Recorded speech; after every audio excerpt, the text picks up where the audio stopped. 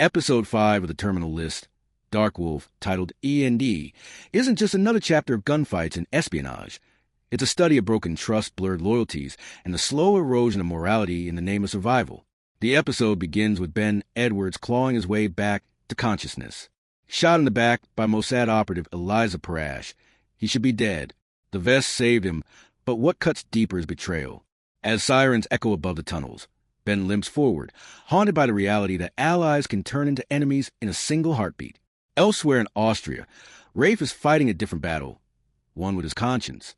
With the courier barely clinging to life, Raife stitches wounds only to rip them back open with ruthless interrogation. His obsession with finding out who betrayed the mission drives him to extremes. In his mind, cruelty becomes necessity and necessity becomes survival. Yet beneath the harsh exterior, a crack begins to form. He is starting to lose sight of the line between enemy and ally. Back in Germany, Ben corners Eliza. Their standoff is electric, two agents with guns and grudges. She insists her mission was never about betrayal, but about Mossad's larger objectives. When the QRF unit storms their position, their words are replaced by bullets. Fighting side by side, they carve through attackers, force into reluctant partnership. Ben doesn't hand her trust, but she earns a sliver of it through action, not promises. Later, in a decaying theater, their emotional walls finally show cracks. Eliza speaks of the shepherd, a ghost pulling strings behind Haverford himself. She frames her loyalties not as betrayal but as protection. Her daughter's safety, her mission's demands. Ben wants to hate her, but her words ring too close to his own reality. In their world, loyalty is fluid, morality is flexible, and belonging only comes through violence. The episode's moral core belongs to Raife's storyline. After brutal torture, the courier gasps out the truth. He's German intelligence, not Khalid.